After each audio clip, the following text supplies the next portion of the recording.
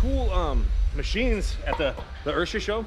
One thing that was really dope that stood out a lot, there was this, it's called Real Leader USA, and they were doing some really cool stuff with adding those balancing struts to like hoist and Panada and stuff, adding struts for weight control and balance in the flow of the movement of the machine. But I was really liking it. Definitely, obviously, you know, everybody's trying to reinvent the wheel and stuff, but they actually had a couple. There was their ISO leg curl I was really impressed with, their unilateral one. So we're probably gonna be tapping into them for the new location. I haven't seen any of their machines, any gyms locally. So that'll be fun to bring in some of their stuff to help stock San Antonio. Obviously, you know, your classic hammer strengths.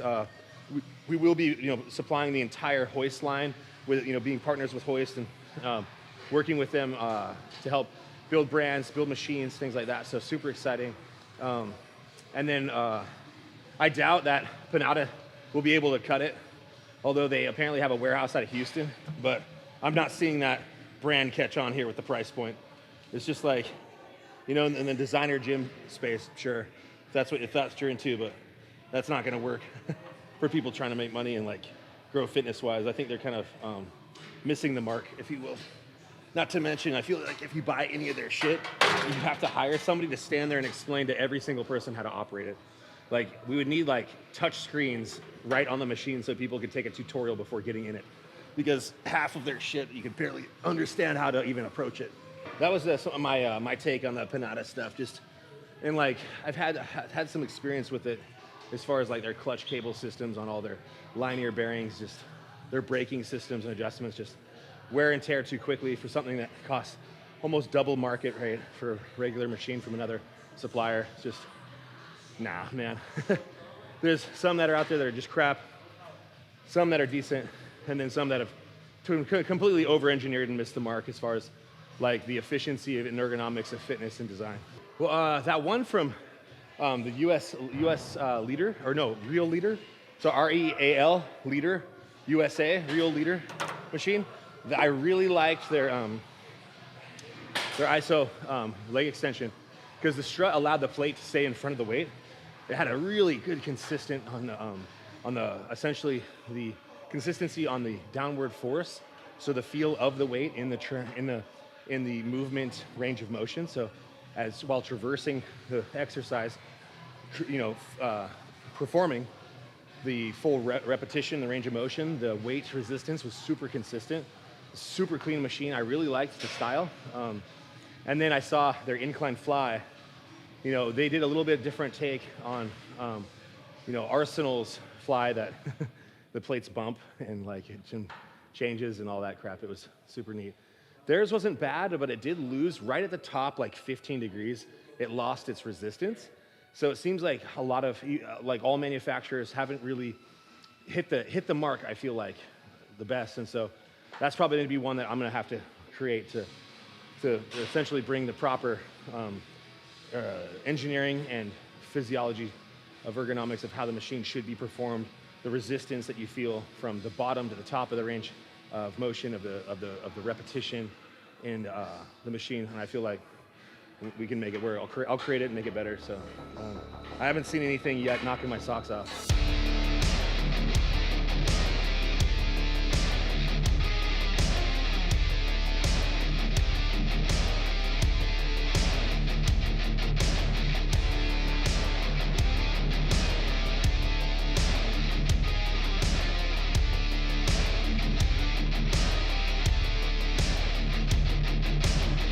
I think that's what it is they're, instead of trying to make something better, they're just trying to make it more sexy. Like literally the term that some of the vendors used, I'm just like, or the vendors, the manufacturer guys.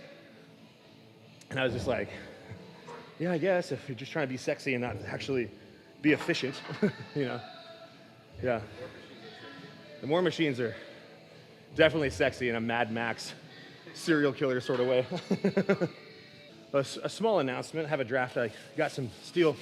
And I finally got a hold of the bearings, the large bearings that I'm gonna create the gyro grip, a three-axis grip for the machine. And I'm gonna come out with a new row bicep, a row and curl machine combo, standing, unilateral, with a three-axis grip. And adjustable, and it will be known as the Jaeger. And that will be getting produced this next month. And so stay tuned for that. This IHRSA, this old school one, wish you could get these. Adjustable 3-ring band.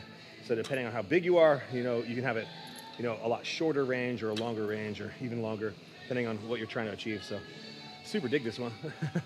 It's one of my faves. Yeah, this is second ring, super standard. Just kind of like you're flat where, at the lowest point for my size, I'm already under resistance with the weight stack. So super appreciate it.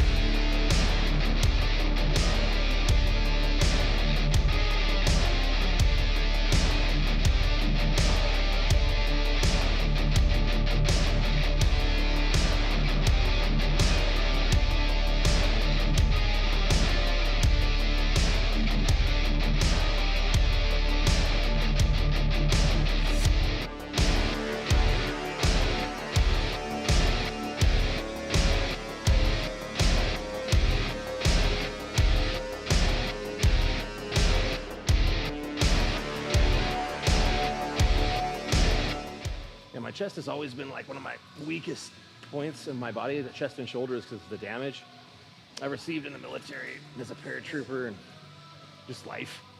And then blowing out my rotator cuffs, dislocating my shoulders, getting hit so hard. And then my arms are really long genetically for my height.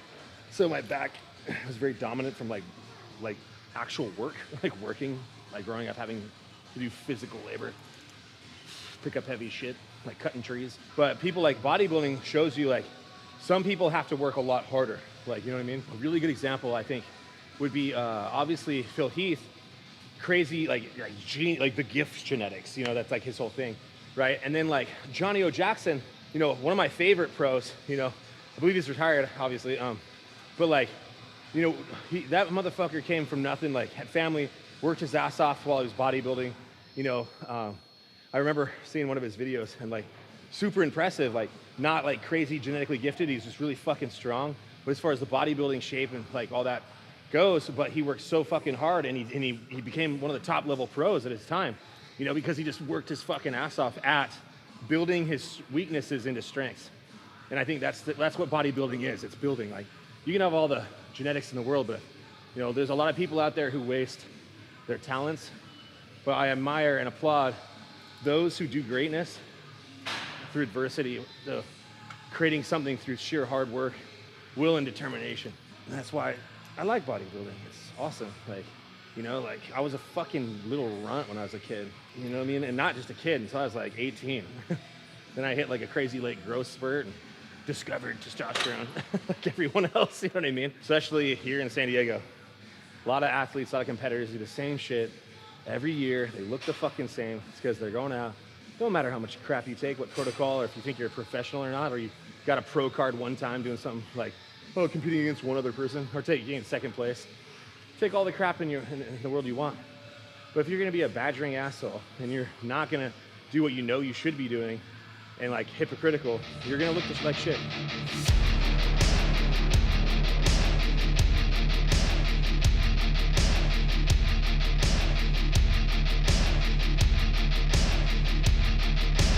Dude, building shit and being on point and getting up and going to work every day, you're not gonna be fucking motivated all the time.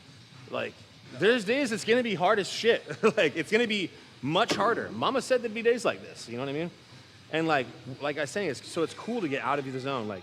Go for a hike, go get a fucking beer and day drink with 2 buddies or something. Laugh, make conversation, train hard. I believe that there is success to the abstract. My brain, I'm a hyper-functioning person because I have a very asymmetrical brain as well as an abstract brain.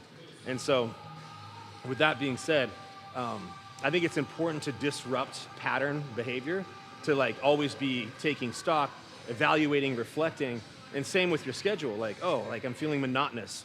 I don't run a 9 to 5.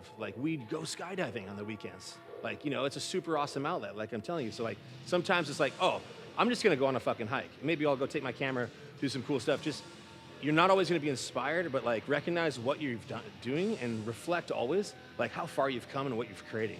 And just be dude, suck it up, bitch. Let's roll. You know what I mean? And I think that's important because like a lot of people run into that and then they just get, I'd say, disenfranchised with what they're actually accomplishing, if that makes sense. You know what I mean? So thanks for watching. Adam here, coming to you from the Warehouse Gym. Don't forget, sometimes you just gotta fucking pull your pants up and suck it up, bitch. All right, let's roll.